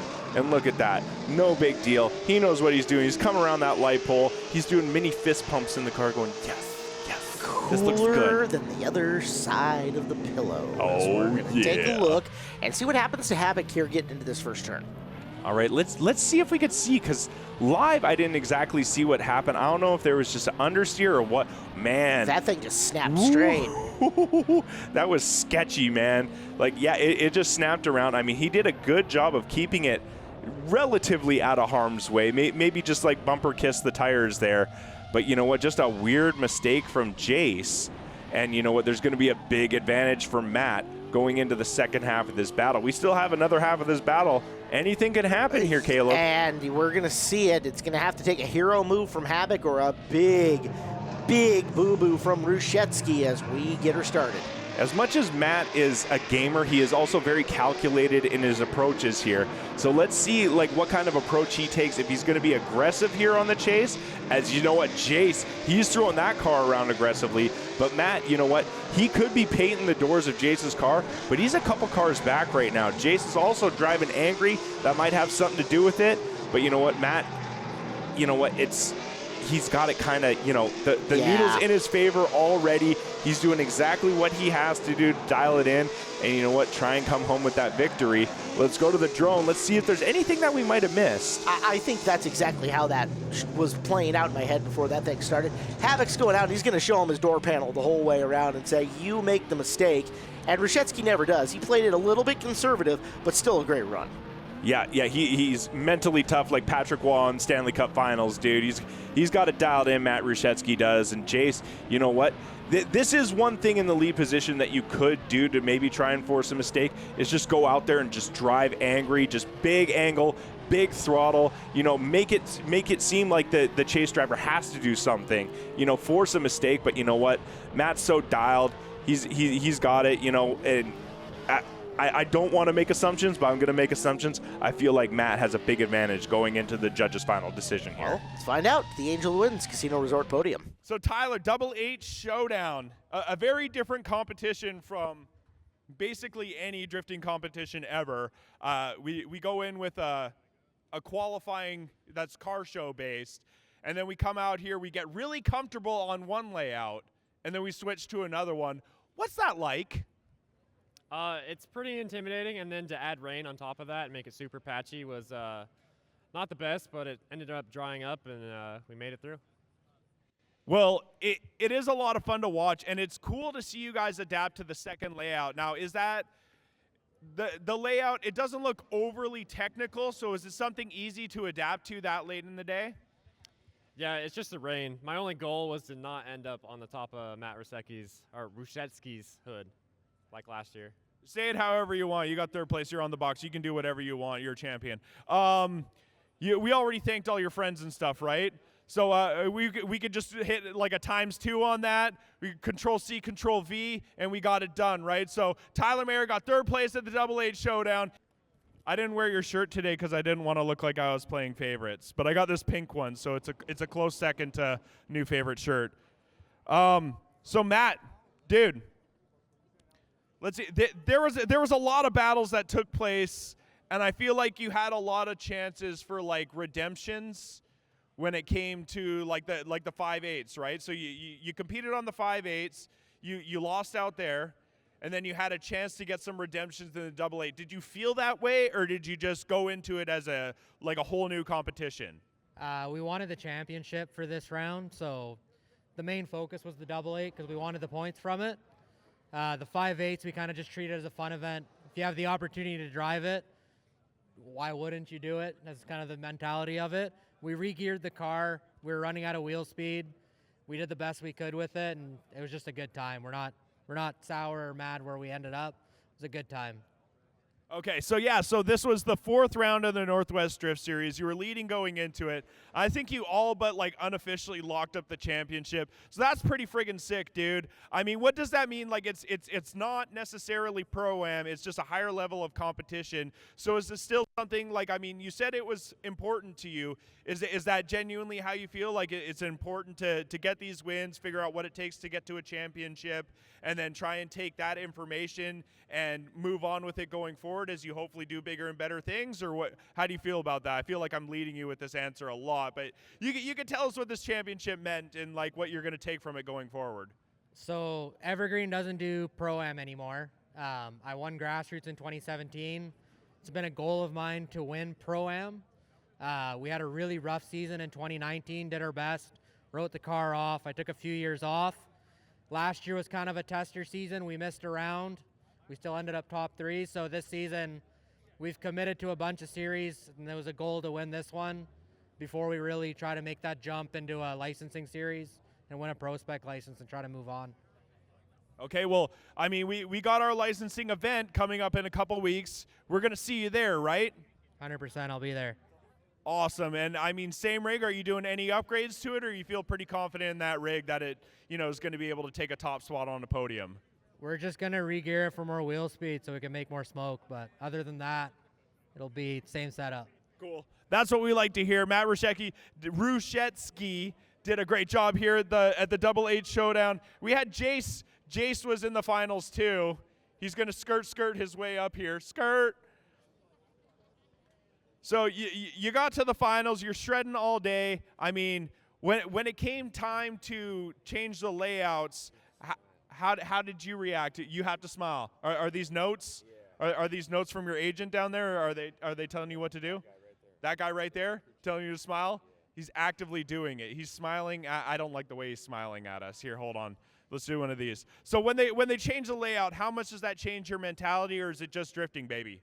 Well, it's the same layout they ran last time, so. So it's a non-issue for Jace out here. Awesome. All right. So, you know what? We talked to you a bunch. I've done a lot of talking today. I'm pretty much sick of talking. They're sick of hearing me. So let's figure out who won this deal in the Double H Showdown. 100%. It's Matt Ruszewski. Matt Ruszewski taking home the win in the Double 8, the win in the last round of the Northwest Drift Series, and the championship here at our Northwest Drift Series. So nice job from him. I'm going to get off the stage so we get a nice photo up. DriftCon After Dark continues here on Home Track Heroes on Seattle 11. Danger, Ben White, Caleb Hart. We move on. Team Tandem time. And we're already in the round of 8 for your Team Tandem. It is the Goon Squad coming out first. And they are taking on the Ratchet Slayers. Ben, tell me a little bit about Team Tandem. Is it judged any different? Is it scored any different here? Yes, and also no. All right. So previously, when we saw cars on track, they were going against each other. Okay, now in Team Tandem, all these cars are trying to work together for one common goal. Okay, now this is the Goon Squad. We want all 3 of these cars exactly like that, stacked up throughout the entire duration of the course. So they're not trying to run away from each other. They're not trying to pull any like sort of funny business on each other. They're just trying to work together, and Goon Squad is about as good at it as anyone. Previously, I believe, undefeated until this year at some point in time, or they were on a massive winning streak, if I remember right. It had been forever since they had not won a Team Tandem. You're looking for synchronicity. You're looking for all the rest of the stuff that you're after, angle, style, hitting your zones, etc., right? Yeah, the zone thing is a little less like serious here. Like they have a vague idea of like how they're supposed to navigate through the course, and then after that, it's kind of up to the team to decide the best way to like attack the course, right? So you see now this is the Ratchet Slayers out here. They came out guns a-blazing, which I don't know if necessarily is like the move. You know, there's a lot of different theories as to how to do it. That's definitely not the way to do it with your middle guy parking it in the, you know, turn 1. But, you know, it's tough trying to get all these cars to work together, and, you know, especially when they might be high horsepower modified machines. So Ratchet Slayers come out and get their run. We'll get a drone replay of this. Our program brought to you by Gene Johnson, plumbing, heating, cooling, and electrical. As we move in for the drones, and here's where it all jumps offline right about nowish. Yeah, so the meat of this Jarrett Robertson sandwich, it you know, tried to exit stage left real quick. It, you know, the car had a hiccup. Something happened, and you know what? That's just kind of not what we want to see out of the Team Tandem things. So, you know, that's a big advantage for the Goon Squad. Goon Squad gets the win. And you know what? Something about this year, we started running up against like curfew at the event. So this all became sudden death runs for these teams, right? So they had to go out, and it was one and done, do or die kind of thing. So it was pretty wild to see these guys go out here and just try to perform as Team Red Rocket. I mean, they tried to stick with the name. The blue car did not perform. Blue car was just getting off screen so they could stay, you know, within the theme. That's all it was. Right, that is. Unfortunately, it doesn't work as well for the judging. Yeah. The blue Mustang felt, I don't belong here, and he just tried to exit stage left, just go cry on the corner real quick, and you know what, the other 2 tried to make it happen, but 2 does not make a team. I really hope that they had like headsets and microphones in between them, and one of them was singing, "One of these things is not like the other." It's more like a Call of Duty chat room. And that is a scary place for all of us in our 30s and 40s. Yeah, you don't want the transcript No. Of what's going on there. Very, very bad. Well, as you watch Team Red Rocket, you're going to find out that Tire Pros is the official tire dealer of Evergreen Speedway. Tire Pros, your one-stop tire retailer, honesty's best policy, and they have a hassle-free guarantee. Tire Pros has all the national brands, offers a nationwide warranty on your tires. Go to TirePros.com. All right, so Tandem Knights, I believe they won the earlier DriftCon Team Tandem event this year. So, I mean, they're defending champs from earlier this year. Let's see if they can run it back, as now they added another car with Dustin Hill in the rotary-powered Miata in the 4th position. So, you know what, they said 3 was easy. Let's see if we can do it with 4. Those 3 cars are looking pretty good, but that 4th one, man, it just adds just a little bit more level of difficulty out here on track. The mighty Miata coming through at the finish line with a little bit of angle. Let's get a second look. And again, got to say a big thank you to our drone operators. That is Moonman FPV and Jaddy as our drone guys today. Take a look. All right, so Tandem Knight's looking pretty good, and you can see those first 3 are stacked up pretty equally, right? But it's just that 4th in the Miata, and I hate to hammer down so much, but it's, you know, kind of the nail that's sticking out gets hammered. At the same time? At the same time? Yeah, Tandem might still move on, but I see exactly on. what you're saying. And compared to the 3 in front of him, that car was down a little bit of power. He was not keeping up as well. So. Yep. So, you know what, they're going to move on, but, you know, in later rounds, it might come back to bite them. So we got a battle here now. It's going to be Medium Rare going up against Team Rollback. So Medium Rare on the track now. One of these cars looks very familiar. That's the meat of the sandwich, and Tyler Mayer in the middle. He's got Simeon McKinley in front of him and Alex Lindsay behind him. These guys are stacked up mighty nice right now, Caleb. That's beautiful. It's the correct way to order your steak as they come through. Medium Rare looking damn fine right now. Okay. Yeah, let's get a peek. It looks like they bought 1 pack of the light up valve stems and then they shared it between all the teammates, because it looks like each of them only has 1 light up wheel. Oh, I didn't catch that until now. Dude. Oh, that's fantastic. It's DriftCon After Dark, dude. We got to light it up any way possible. We're going to do all the racer stuff. I love it. That is so cool. Medium Rare putting together the great run, and now coming after him is going to be Team Rollbacks. Now, we're not going to actually run rollbacks out here and they're going to drift. That'd be cool. That'd be pretty sick. Yeah, it's not a rollback. Yo, they ran it all the way from the back. I think they ditched a teammate though. Wow. I think they ditched a teammate. He did not get the memo that they're just going to blast through the start line. This was kind of chaos. Like I say, kind of like gently, but man, the guy in the back. I forget his name right now because I'm trying to get words out. He was on crutches earlier. Oh, wow. He was on crutches. I'm like, how are you going to drive, dude? And he was just like, I don't know. I'll figure it out. It was Cole Townsend, right? So he's another one of our drivers at the track who typically throws caution to the wind. And, very much living up to that demeanor. All right. So they're just gassing for it. They're coming off the corner. Bye-bye, 4th car. You can just hang out in the pits. That's fine, right? And they come out, they put a relatively decent run together, although it's very scattered here through this first big sweeper. Yeah, so you see these first 2 cars, they're stacked up pretty good. They got good proximity here. Maybe not moving in synchronicity out there, but you know, you want the 3rd car at least within frame, and he's kind of out there. The lead car did a good job, but you know what? Unfortunately, Medium Rare just did a little bit of a better job. Medium Rare moves forward as we have got the final run of the round of 8. Throttle Jockeys coming out. Yeah, these guys are straight. These guys were the dark horse, wild card, whatever you want to call them, man. But Mike Goddard out front, Robin Foster in the middle, and then Chad Wilson bringing up the rear. And, I mean, they looked good. I haven't seen these guys necessarily run together a whole lot, but you know what? It looked good out there on track, these 3 cars stacked up. Mike Goddard doing a good job in that Ford Mustang out front, putting down a good, predictable lead run. Robin Foster just hot rodding his passenger, might be getting fined for that hand out the window, but hey, no big deal, no harm, no foul. That's right. No blood, no foul. No blood, no foul. Yeah, no blood, no foul. Okay. So taking a look rules. at it, and there is definitely a strategy to the ordering of the cars that you want coming out in this, is there not? There is, and you know, there's some different fields of thought. You might want to put the slower car out in front, or you might want to put the most consistent car out in front. And it's all up to the teams on which order they go in. And so it's whatever benefits them the most. So, Throttle Jockeys have made the run. Team, and you know the pronunciation on this, Toge. I was pronouncing it super wrong live. I'm not going to do that on the TV broadcast because I don't want a letter from the FCC on this one. That is an excellent choice. But Team Toge out here, and they look good. They had 4 cars, right? So you need 3 cars for sure to make a team. They had 4 out here, and they were looking pretty good, all led by a turbo brick, a Volvo out in front. Oh, Volvos can drift too. They're real cars as they make their way through. I like the lights on these ones. They're very blinky, very shiny, and I am very cool with shiny things. A second time from the drone.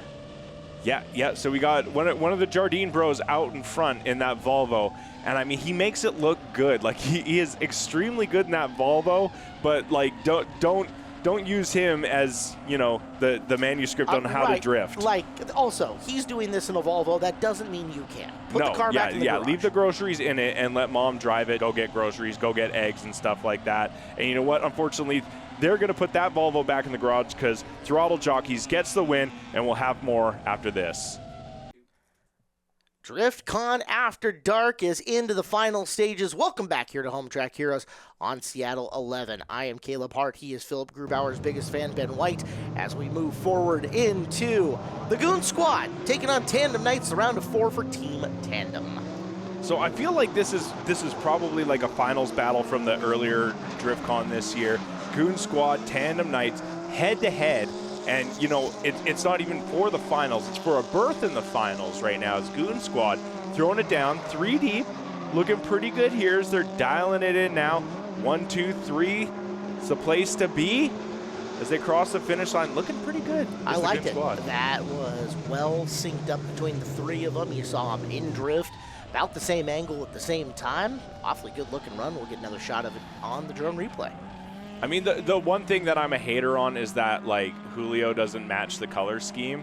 But he's the guy who paints all the cars, so he just gets to decide. Okay. And he's just doing Julio things in his, like, burnt orange carousel red paint job there. And the roof doesn't match the rest of the car. Oh, that? I wouldn't worry about that. Okay. Okay. Just ignore the man in the orange with tan top of the car. Hey, if you're worried about how many colors are on that car, do not look at Aaron Levitt's car. That's the third car in the Tandem Knights. He got an airbrush, and he knows how to use it, my friend. Oh, goodness gracious. It's loud in a very painty way. Yeah, excess is in his character, and he is excessive in all the correct ways. Tandem Knights looking pretty good here, but again, that fourth car, man, that fourth car sometimes might kill ya. These three are looking good, and Dustin is catching up now. But you know what, it's a lot. And you know what, earlier in the day, they had a boopsie where Dustin kind of cooked it into Aaron's car. So maybe he's a little bit timid just based on that. You know, he's a rotary-powered Miata as well, and like, that engine doesn't like to do things, that chassis doesn't like to do drifty things, and he's trying to make it do all those things. So, you know, he's just kind of fighting the car. Eventually he's going to get it dialed in 100%. It's going to be the sickest thing ever. But right now it's just, you know, it's a lot to handle, and, you know, it's too much for Tandem Knights to handle as Goon Squad gets the win in this battle. Goon Squad moves forward. They will be in the finals. Good to see. Medium Rare coming out. This is the round of 4 for them. Wow, they're looking in sync right now. Medium Rare, Stack Deep, Simeon McKinley out front in that Z. So I feel like consistent and slow in that Z. I believe it's stock power plant. So it's just kind of drift-o-matic at this point. Oh. So he's got 2 great tandem drivers to play off of right there. And that was a fantastic job from Medium Rare. Wow, that final corner was a thing of beauty from those 3. Let's watch it again. Yeah, I feel like if there's any like talk between teammates, it should always be like, hey, around that last corner, let's absolutely put our stamp on it. Do whatever you got to do, and let's sign each other's doors with our tires right now. And look at this. 3 deep, and I'm pretty sure there was contact between all 3. It sure looked like it. Hey, tire smileys will clean off. It takes just the right amount of stuff to do it. As from the inside, rolling forward, here come the Throttle Jockeys for their try to knock off Medium Rare. All right, like I said, the dark horse here, and now you see they come in nice and slow here, so I feel like there was talk before they went out in this run, and on initiation coming in nice and slow so they could all ease into it and work together as a team. That strategy at work, and it's looking really good for the Throttle Jockeys right now as they're stacked 3 deep coming around that light pole, trying to put their final stamp on it. And look at that, a little chaos crossing the finish line, but that's what I fully expect from Throttle There's Jockeys. 2 beautiful runs there between Medium Rare and the Throttle Jockeys. Get a look at it on the drone replay, where we remind you that our program brought to you by Gene Johnson Plumbing, Heating, Cooling, and Electrical, the name you can trust since 1976 for quality service and peace of mind. Visit them today at GeneJohnsonServices.com. As they say, we're on it. And these guys are on it right now, and that's the skinny pedal and each other's doors, all in unison. Mike Goddard leading the way, setting the pace out there for his 2 teammates. But you know what? It was Medium Rare just did it a little bit better, and they found themselves getting the win. That's pretty thin margins right there, but at the same time, great run from both teams. Here come the Throttle Jockeys. This is for 3rd place. So Throttle Jockeys versus Tandem Knights, and see how they do it as they make their initial pass. Yep, so for 3rd place, that last spot on the podium right here, Throttle Jockeys looking very good, running 3 wide. And look at that, they all have, you know, the same angle, about the same distance in between all the cars. And now they're diving in, trying to put that final stamp on it, that lasting impression. The Throttle Jockeys standing on the throttle one last time for the crowd, and they cross the finish line 3 deep. Well done, Throttle Jockeys. Let's move on as the Tandem Knights going to take their shot at knocking off the Throttle Jockeys. And again, top 3 with the Miata kind of hanging out in 4th. And I think you're going to see basically how the judges find out about this. If there's one thing you can say, again, about the Tandem Knights, is that the Miata has not quite been up to speed with the front 3 cars. Man, I feel so bad just hammering down on that, because, I mean, they all did a really good job, but you could see that the Tandem Knights on their initiation, they took a different approach from the Throttle Jockeys, where they came in with a little bit more speed. It was a little bit more chaotic, and now we're going to have our replay, and we're going to have a split screen side-by-side replay, and we'll be able to kind of see the different styles of initiation right next to each other live. If there's something to watch on the Throttle Jockey side, and it's been consistent in their runs as well, the final car, Chad Wilson and the Zeke, has always had to make a little surge in that final quarter to come up for proximity purposes to the front 2, Foster and the Mustang up ahead of them, etc. So watch that. That'll be the discrepancy between the 2. Do you favor that little surge, or do you favor the top 3 looking so good on the other side with the 4th kind of hanger on her? Well, you want the whole team working in unison, right? So if one, I mean, it's weak link a chain, whatever, you know, euphemism thing that you want to use, and it's just unfortunate that we kept hammering down on it, because I feel bad, because Dustin's cool, but, like, you know, sometimes it's the nail that sticks out. Yep, and again, they're going to know that now, having this whole run, having all this video, and go, okay, here's where we need to improve. As the Goon Squad is going for the championship here versus Medium Rare. Oh, daddy. Oh, man. Goon Squad dialed in side by side. One last time crossing the finish line for the crowd, and we're going to go to the drone replay, get another look at it, and, you know, I just want to watch this on replay all night. Let's see. What beautiful synchronicity from those 3 coming through these first couple of corners, and it just continues. So it's wild. You look at them all initiate, and they all catch at about, like, the same amount of angle on that initiation. Now they're at the last transition, going around the light pole one last time. Man, blue lights under these cars, looking very good, and that's going to be a tough one for Medium Rare to try and better. However, Medium Rare has been so well done so over the well course done. of this. So well done, dude. I'm so glad that we were coming to the same turn. All right, through this corner, it's Tyler Mayer in the middle, who's had a fantastic day. So good angle from these guys coming around. You can see, it feels like they're moving a little bit faster. It feels like there's a little bit more action going on this run. But look at them stacked up right here. I think Tyler Mayer is just along for the ride right now as they cross the finish line. Man, Medium Rare is looking sick out there. Oh, that's that. Oh, words don't do justice. One more time. Final replay of the day. Let's see how Medium Rare stacks up and if they can knock off the Goon Squad for the Team Tandem win. So good initiation from these guys. And again, this is one of those approaches where they're initiating early. So they only really have to initiate going around the light pole, but they're throwing like an early initiation / feint. I don't know if it just adds like kind of more style points in the judges' eyes or whatever, but I mean, they're making it look good. They're making it work. And It's now right here. Right here, man. Tyler Mayer just looked like he was along for the ride, just pushing and pulling. And man, we got to go to the podium.